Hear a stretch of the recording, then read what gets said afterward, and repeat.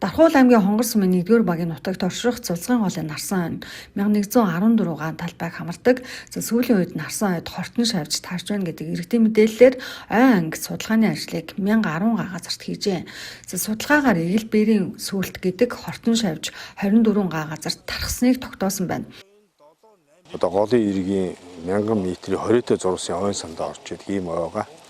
Тэгээ өнөөдөр энэ ойд иргэдийн мэдээллээр энэ хортон шавьж тархаж байна гэдэг энэ мэдээллийн дагуу ой ангиж 7 хоног судалгааны ажил хийсэн.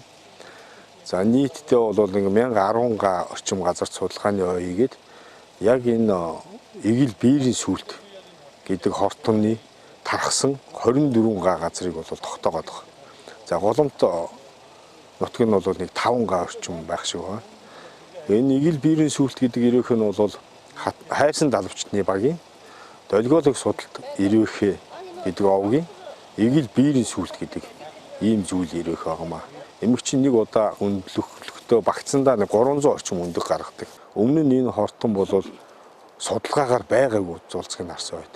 Тэгээ гинт гарч иж байгаа нь магадгүй механикаар одоо айл гэр тээвэрлж ирэх юм уу, байшин савын материал энд наадаж ирэх юм уу. Аггүй сүүлийн жилүүдэд бас их ойд тарилт хийж байгаа.